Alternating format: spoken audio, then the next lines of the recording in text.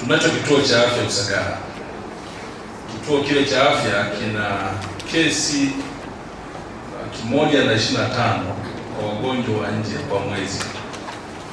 Kina mama wanaojifungua zaidi ya 2,500. Kwenye kitu ulikuwepo kwenye kikao kile, lakini hatuna maji.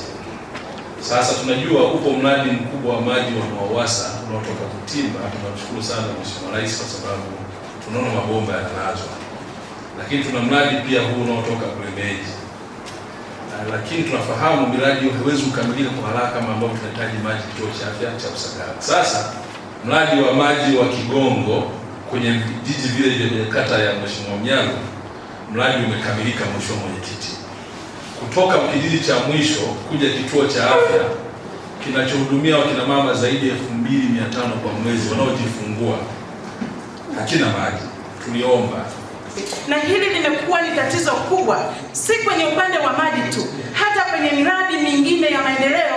Tunapoona kiongozi mambo pale tunapaka mafuta, mambo yanaenda. Mheshimiwa Mwenyekiti, hatuwezi tukatoka wala kuwasaidia wananchi wetu. Kama anapokuja kiongozi ambaye tunajua ni msaada, atakwenda kutusaidia, tunaficha matatizo. Mheshimiwa hivi, kwa namna hii tutafika lini? Mbona tunaonekana kwenye majaribu kati ya sisi na wananchi? Mheshimiwa Mwenyekiti, ombi langu, ile kata ile tena imeshakuwa mjini. Nenda Mayoro, nenda Masome, kule kote jiji limehamia ile tena. Watu wanataka umeme wala sio masiara. Kwamba hakuna mtumishi ambaye ana nia mbaya na ovu ya kunyima umeme kwenye kitongoji. Sisi tunatekeleza kadiri tunavyopata fedha. Kwamba swala la ukusanyaji wa mapato lisiachwe tu kwamba kwa wataalamu, kwa sababu saa hizi tumepata taarifa hapa tuko 39%. Ni obvious tulitakiwa tuwe zaidi ya 50%.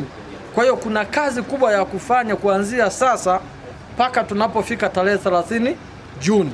Kwa hiyo waheshimiwa madiwani wanaweza wakaona miradi mapato ambayo yako kwenye maeneo yao, pengine yale ambayo hajafikiwa na halmashauri, wakawaambia wataalamu wetu ili nao waweze kufikiwa, kwa sababu tunatakiwa tuendelee kuibua vyanzo kadiri inavyowezekana, na kama kuna utoroshaji wa mapato wasisite kusema ili kuisaidia halmashauri yetu kuweza kukusanya mapato, vinginevyo hatutaweza kukusanya.